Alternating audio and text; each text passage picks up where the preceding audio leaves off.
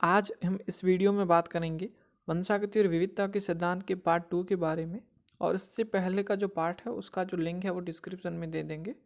उससे पहले के पार्ट में हमने एक जीन की वंशागति, द्विजीन की वंशागति के बारे में पढ़ा था, प्रभाविता का नियम भी पढ़ा था। इसमें हम स्वतंत्र अपव्यूहन का नियम, सहलग्नता, मेंडल के विकार जिसमें हम लिंग सहलग्नी विकार और लिंग सहलग्नी लक्षणों के बारे में अध्ययन करेंगे। तो सबसे पहले हम देखते हैं स्वतंत्र अपव्यूहन का नियम।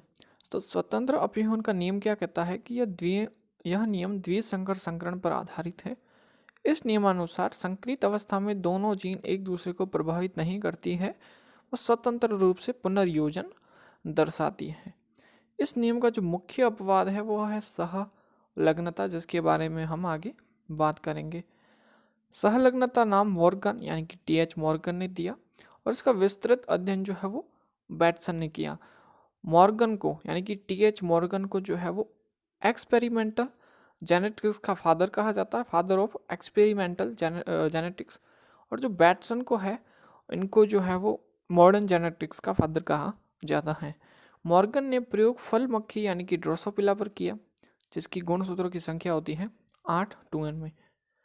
ड्रोसोफिला का चयन का कारण क्या था टीएच मॉर्गन का, है ना। इसकी अगर हम बात करें तो चयन का कारण इसलिए चयन किया क्योंकि कृत्रिम माध्यम में आसानी से संवर्धित हो सकती है, जीवन चक्र 2 हफ्ते में पूर्ण हो जाता है ताकि हमको जल्दी रिजल्ट मिल सके, एक मैथुन में कई संततियाँ प्राप्त हो सकती हैं, लैंगिक द्विरूपता प्राप्त पाई जाती है यानी कि नर मादा मक्खी और मादा मक्खी को हम आसानी से पहचान सकते हैं बाहरी लक्षणों के आधार पर। आनुवंशिक लक्षणों को लो पावर माइक्रोस्कोप के द्वारा हम ऑब्जर्व कर सकते हैं, उसका परीक्षण कर सकते हैं। अब बात आती है सहलग्नता क्या होती है। समान गुणसूत्रों पर उपस्थित जीन का संयोजन लिंकेज या सहलग्नता कहलाती है। सहलग्न जीन या तो पुनर्योजन नहीं दर्शाती हैं, अगर पुनर्योजन नहीं होगा तो उसमें केवल सहलग्न हो रहा है तो उसको बोलेंगे पूर्ण सहलग्नता, अथवा कुछ मात्रा में पुनर्योजन हो रहा है यानी कि सहलग्नता अपूर्ण है तो उसको बोलेंगे अपूर्ण सहलग्नता। देखो एकदम सिंपल है, पुनर्योजन नहीं हो रहा है यानी कि उसमें पूरा सहलग्न हो रहा है तो उसको बोलेंगे पूर्ण सहलग्नता। अगर उसमें कुछ मात्रा में पुनर्योजन हो रहा है तो उस सहलग्नता को बोलेंगे अपूर्ण सहलग्नता। फिर हम बात यहाँ पर करते हैं कि समान गुणसूत्रों पर उपस्थित जीन, अगर जीन के मध्य दूरी ज़्यादा हो जाएगी तो सहलग्नता क्या हो जाएगी, कम हो जाएगी। और जो समान जीन पर उपस्थित जीन होंगी उनकी मध्य की दूरी क्या होती है, कम होती है, तो जो सहलग्नता है वो ज़्यादा देखने को मिलेगी। ठीक है, अब हम बात करते हैं 3 पार्ट के बारे में। जैसे अगर हम कहें कि नो लिंकेज, अगर सहलग्नता हो ही नहीं, अगर सहलग्नता नहीं होगी तो पुनर्योजन होगा, हमें स्वतंत्र अपव्यूहन नियम का पालन करने को भी मिलेगा, क्योंकि जो सहलग्नता है वो स्वतंत्र अपव्यूहन का एक अपवाद है। अगर हम स्वतंत्र अपव्यूहन नियम का पालन कर रहे हैं तो हमें 9 3 3 1 लक्षण प्रारूप भी मिलेगा और पुनर्योजन तो हमें इस नो लिंकेज में देखने को मिलेगा।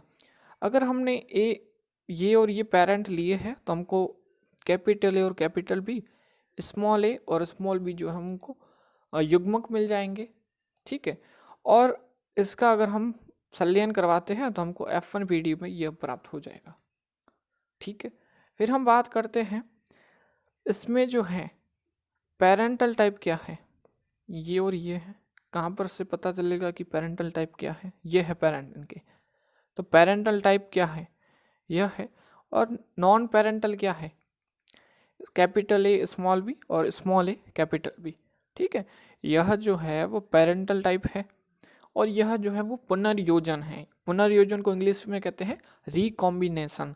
तो रिकॉम्बिनेशन यानी जो वापस उसका संयोजन होना, तो वापस से संयोजन होने पर हमको यह मिलता है जिसको हम आर से प्रदर्शित करते हैं।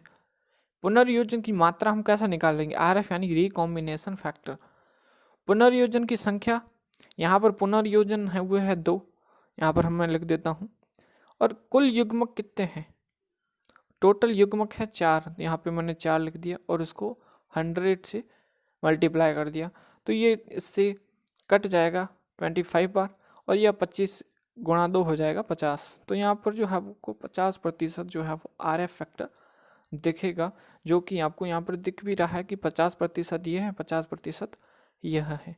अब हम बात करते हैं कि पूर्ण सहलग्नता हो। पहले हमने बात की कि नो लिंकेज, यानी कि अगर सहलग्नता ना हो। पूर्ण सहलग्नता पाई जाती है नर ड्रोसोफिला में।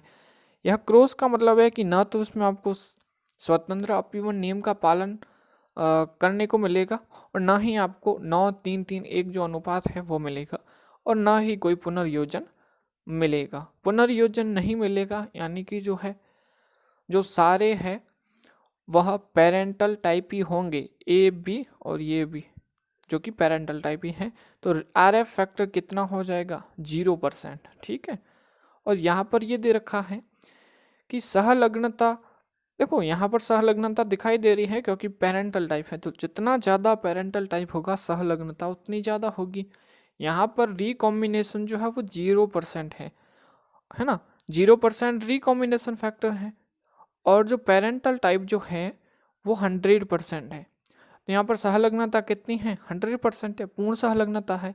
और सहलग्नता और रिकॉम्बिनेशन जो है वो व्युत्क्रमानुपाती है, यानी कि जो इन्वर्सली प्रोपोर्शनल है।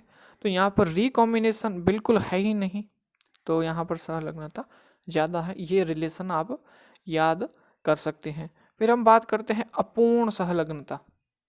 इसमें तो स्वतंत्र अपीवन नियम का पालन नहीं होगा। दूसरा, इसमें ना तो 9-3-3-1 का जो है वो अनुपात हमको देखने को मिलेगा, हमको खाली पुनर्योजन देखने को मिलेगा, वह भी कुछ मात्रा में। कितनी मात्रा में, उसके बारे में हम बात करेंगे। यहाँ पर वापस हमने पेरेंट्स ले लिए, यहाँ पर हमको युग्मक मिल गए, और ये होगी इनकी F1 PD। यहाँ से हमको मिल गया कि ये जो है वो पेरेंटल है, ये नॉन पेरेंटल है या रिकॉम्बिनेंट है। तो जो पेरेंटल होंगे वो 50% से अधिक होंगे, यानी कि जो RF फैक्टर होगा, जो रिकॉम्बिनेशन फैक्टर होगा, वो 50% से कम ही हमेशा रहेगा, क्योंकि ये अपूर्ण सहलग्नता है। तो हमने 3 केस के बारे में पढ़ा: पूर्ण सहलग्नता, नो लिंकेज यानी कि किसी भी प्रकार की सहलग्नता नहीं, और अपूर्ण सहलग्नता। अब हम एक क्वेश्चन करते हैं। यहाँ पर क्वेश्चन दे रखा है कि दो जीन्स C+ और D+ के मध्य 20% RF है। अगर हम क्रॉस करवाए इसका और इसका, तो प्राप्त संतति में टेस्ट क्रॉस के दौरान सही चयन बताएं। देखो नीचे ऑप्शन दे रखे हैं, इसको आपको कैसे करना है। देखो 20% अगर RF है, यानी कि जो नए बने हैं, है ना, नए जो बने हैं वो 20% है। तो नए यानी कि पुनर्योजन कितना का हुआ है? 2 बनेंगे तो 10-10, तो 20% ये हो गया। और पैतृक पीछे कितना बच जाएगा? 80%। तो 40 एक और 40 दूसरा। कैसे आपको पता करना है? देखो यहाँ पर आपको आंसर ही में देख पता चल जाएगा। यह और यह, अगर आपको यहाँ पर यह युग्मक पेरेंट्स दिख रहे हैं, तो इनके अकॉर्डिंग जो है वो स्मॉल d और स्मॉल c और C+ और D+ जो है वो पेरेंट है।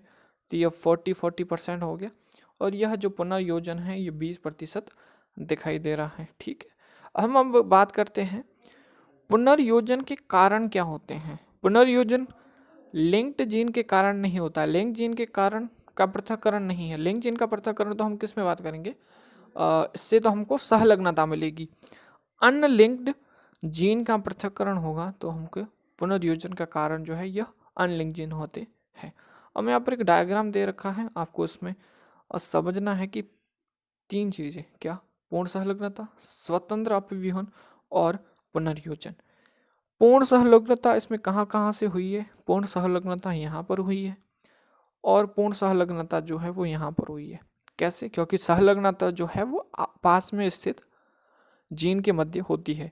एक तो बात क्लियर हो गया। अब हम बात करते हैं कि स्वतंत्र अपव्यूहन किसमें हुआ है। तो इसमें और इसमें स्वतंत्र अपव्यूहन हुआ है। ठीक है। और स्वतंत्र अपव्यूहन किसमें हुआ है? हम एक इसमें और दूसरा हुआ है इसमें, यानी कि दोनों अलग जो है वो जीन पर उपस्थित है। अब हम बात करेंगे कि पुनर्योजन कौन कौन से का हुआ है। तो पुनर्योजन में यहाँ पर आपको उदाहरण दे रखा है, एक तो A दे रखा है, दूसरा D दे रखा है। ठीक है। तो पास में अगर स्थित है तो पूर्ण सहलग्नता, दूसरी जीन पर उपस्थित है तो जो है वो स्वतंत्र अपव्यूहन, और अपनी ही जीन पर उपस्थित है और दूर ज़्यादा है तो हो जाएगा उसका पुनर्योजन। ठीक है, अब हम बात करते हैं लिंकेज मैप के बारे में, जिसको दिया था स्टूवेंट ने। 1% हम कह रहे हैं कि आर एफ फैक्टर है, 50% है, 100% है, 0% है। तो आर एफ फैक्टर का मतलब होता है रिकॉम्बिनेशन फैक्टर, और 1% अगर है तो उसका मतलब होता है 1 mu, है ना। 1 mu का मतलब होता है सेंटीमॉर्गन। सेंटीमॉर्गन मॉर्गन वैज्ञानिक के नाम पर इनको दिया गया है, यही कई जो है। अब हम बात करते हैं, अगर ए और बी का अगर आर एफ फैक्टर 20% है, इसका मतलब यह है कि ए और बी के जो मध्य दूरी है, जो जीन के मध्य दूरी है, वो 20 AMU है ना, म्यू है, सॉरी 20 जो है वो म्यू है, यानी सेंटी मॉर्गन है। और एक्स वाई अगर 70 म्यू है इनके मध्य की दूरी, तो यह पॉसिबल नहीं है, क्योंकि आर एफ फैक्टर कम से कम जो है वो 50 से कम ही रहेगा यहाँ पर। ठीक है, अब हम बात करते हैं, क्वेश्चन ले लेते हैं हम यहाँ पर कि X Y Z, X Y के मध्य की दूरी 25% है, ये रहा एक्स, ये रहा वाई, दूरी जो है वो 25% है। वाई और जेड के मध्य की दूरी 10 है। अब वाई और जेड, या तो जेड यहाँ पर होगा या जेड यहाँ पर होगा, लेकिन जेड और एक्स के मध्य की दूरी कितनी है, 15 है। तो एक्स और जेड मतलब यहाँ पर होगा ना, तभी तो पास रहेगा, तो ये नहीं होगा। तो हमको क्रम क्या पता चला, एक्स यहाँ पर है, जेड यहाँ पर है, वाई यहाँ पर है। तो जीन का उसका गुणसूत्र पर लगने का क्रम हो जाएगा एक्स, जेड और वाई। ठीक है, या इसका उल्टा भी हो सकता है, वाई जेड एक्स आप बोल सकते हो। ठीक है, नेक्स्ट क्वेश्चन दे रखा है, दो gene A plus B plus same chromosome पर उपस्थित हैं, इसका क्रॉस किया गया एवं प्राप्त संतति का टेस्ट क्रॉस किया गया। देखो, जीनी प्रारूप दे रखा है, आवृत्ति दे रखी है कि यह कितनी बार आया है, और ए प्लस व बी प्लस के मध्य दूरी ज्ञात करनी है। तो आप जो है वो आर एफ फैक्टर निकालोगे। आर एफ फैक्टर क्या होता है, रिकॉम्बिनेशन फैक्टर कितना है इसका, और पी प्लस यानी कि पेरेंटल और रिकॉम्बिनेशन कितना है, कुल युग्मक कितने बने, कुल युग्मक की संख्या आप यहाँ पर ये जोड़ोगे तो 203 आ जाएगा। और रिकॉम्बिनेशन जो है वो किनका हुआ है, तो रिकॉम्बिनेशन जो है वो 20 और 21 का हुआ है यहाँ पर। तो यहाँ पर आ जाएगा 41, और आप जब इसका परसेंटेज निकालेंगे तो आपको 20.19% प्राप्त मिल जाएगा, और यही जो है वो दूरी हो जाएगी। क्योंकि यह क्यों है, क्योंकि यहाँ पर ए प्लस और बी प्लस है, तो ये पेरेंट हो गए, यह भी पेरेंट हो जाएंगे, लेकिन वह जो है वो पेरेंट की नहीं होंगे, वो रिकॉम्बिनेशन में आ जाएंगे। अगर आपको डाउट है तो you can ask me in the comment section. Linkage की अगर बात करें तो बैटसन ने लिंकेज शब्द दिया था, और लिंकेज जो है वो पूर्ण सहलग्नता और अपूर्ण सहलग्नता में होती है। अब हम बात करते हैं लिंकेज ग्रुप क्या होता है। किसी भी जीव के अगुणित गुणसूत्र की संख्या को हम लिंकेज ग्रुप कहते हैं। उदाहरण जो हम बात करें तो उद्यान मटर के जो है वो 14 गुण होते हैं, तो उसको हम n, इसका कितना हो गया, 7 हो गया। ड्रोसोफिला की हमने बात करी, टोटल 8 होते हैं, तो इसका लिंकेज ग्रुप 4 हो गया। मानव की बात करें तो 46 गुणसूत्र होते हैं, लेकिन इसमें जो है वो 24 और 23 हो जाएगा। अगर हम बात करते हैं नेक्स्ट लिंग सहलग्नता के बारे में, लिंग सहलग्नता में हम बात करेंगे एक्स सहलग्न रोग और वाई सहलग्न लक्षणों के बारे में। वाई सहलग्न को लक्षण क्यों बोला गया, क्योंकि जो वाई लिंग जो है वो लिंग गुणसूत्र है वो केवल पुरुषों में पाया जाता है, तो उसे एक रोग नहीं बोला जाएगा, उसे लक्षण है जो कि पुरुष में प्रदर्शित होते हैं, इस प्रकार से उनको बोला जाएगा। अब एक्स सहलग्न रोग की बात करें तो एक्स सहलग्न अप्रभावी रोग के बारे में हम पढ़ेंगे, कौन कौन से हैं। हीमोफीलिया, जिसे हम एच से रिप्रेजेंट करेंगे, colour blindness, muscular dystrophy, glucose 6 phosphate dehydrogenase. ठीक है, अब हम बात करते हैं पुरुषों एक्स अथवा वाई गुणसूत्र का जोड़ा उपस्थित नहीं होता है, यानी कि पुरुष में या एक एक्स और एक वाई होता है। ठीक है, इसके कारण लैंगिक गुणसूत्र के लिए अर्ध गुणसूत्री हेमीजाइगस है कौन, पुरुष है। अब जीनी प्रारूप की बात करें तो पुरुष जो है वो एक्स वाई कैटेगरी में तो सामान्य रहेंगे, और अगर पुरुष की जो एक्स जीन है अगर वो एक भी संक्रमित हो गई तो पुरुष जो है वो रोगी हो जाएगा। यहाँ पर पुरुष जो है वो हीमोफीलिया से ग्रसित बताया है, यहाँ पर जो है वो कलर ब्लाइंडनेस से ग्रसित है, लेकिन फीमेल में ऐसा नहीं होता है। यह जो एक्स जो है वो फीमेल सामान्य है, और अगर दोनों एक्स एक्स गुणसूत्र पर हीमोफीलिया और क्रोमो जो है वो कलर ब्लाइंडनेस की जीन उपस्थित है वो रोगी होगी। लेकिन अगर एक पर उपस्थित है तो वो सामान्य होगी और वाहक के तौर पर कार्य करेगी ताकि जो नेक्स्ट जनरेशन में जो है वो रोग प्रदर्शित हो। लेकिन पुरुष जो है वो एक एक्स पर आने पर ही वो रोगी हो जाता है, महिला में ऐसा नहीं होता है, तो वो वाहक के तौर पर कार्य करती है, जबकि महिला सामान्यतः वाहक होती है, यहाँ पर लिखा हुआ है। तो एक्स संलग्न अप्रभावी रोग है, अगर पुरुष की संभावना है 0.1% रोगी होने की, तो महिला की 0.01% होने की रोगी होने की संभावना है। नेक्स्ट यहाँ पर क्वेश्चन आता है कि पिता सामान्य है, माता हीमोफीलिया के लिए वाहक है, तो संतति में कितने % पुत्र जो है वो रोगी होंगे। तो ये हम क्वेश्चन कर देते हैं कि पिता अगर सामान्य है तो एक्स और वाई, माता हीमोफीलिया के लिए वाहक है, तो यहाँ पर एक एक्स पर हीमोफीलिया का हमने जीन दर्शा दिया और दूसरा एक्स नॉर्मल है। अब हमको बोला गया पुत्रों के बारे में, तो हम पुत्रों के जीन के बारे में देखेंगे। देखिए यहाँ से एक आ जाएगा एक्स एच और यहाँ से आ जाएगा वाई, यहाँ से एक आ जाएगा एक्स और दूसरा आ जाएगा वाई। यहाँ पर 2 पुत्र होंगे, बाकी के तो 2 पुत्रियां हैं। और पुत्र में कितने % पुत्र हैं? 50% पुत्र रोगी हैं, तो का आंसर क्या हो जाएगा? 50%। ठीक है। पिता वर्ण अंधता से पीड़ित है और माता वाहक है, तो कितनी % पुत्रियां रोगी होगी? अब पिता वर्ण अंधता है तो वर्ण अंधता को हम इस प्रकार से प्रदर्शित करेंगे और माता केवल वाहक है, ये हो गई माता वाहक। अब पूछा है कितने % पुत्रियां। अब हम पुत्रिया के बारे में बात करेंगे तो हम केवल पुत्रिया की जो है वो जीन प्रारूप का बात करेंगे। ये हो गया एक पुत्री, दूसरी पुत्री होगी वो होगी एक्स सी और एक्स। तो यहाँ पर 50% पुत्रियां जो है रोगी हैं, दूसरी पुत्री तो वाहक है जो कि नॉर्मल रहेगी। ठीक है। तो पिता का एक्स गुणसूत्र पुत्री को, माता का एक एक्स गुणसूत्र पुत्र को प्राप्त होता है। अतः एक्स सहलग्न वंशागति या क्रिस क्रॉस वंशागति, एक्स गुणसूत्र है वो क्रिस क्रॉस वंशागति दर्शाते हैं। ठीक है। और एक्स सहलग्न वंशागति क्रिस क्रॉस व नॉन क्रिस क्रॉस दोनों दर्शाती है, लेकिन जो वाई सहलग्न होता है वो केवल नॉन क्रिस क्रॉस दर्शाती है, क्योंकि जो वाई गुणसूत्र है वो सीधा पिता से जो है वो पुत्र में आता है। ठीक है।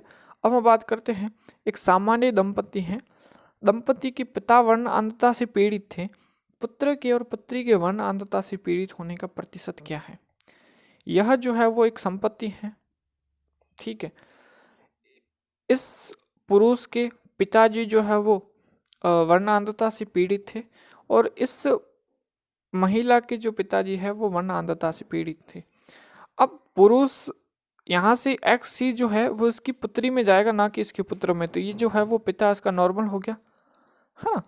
यह जो है वो पुत्र है, यह जो है वो उसका पिता है ना, और इसका जो पिता है वो यह है। ठीक है।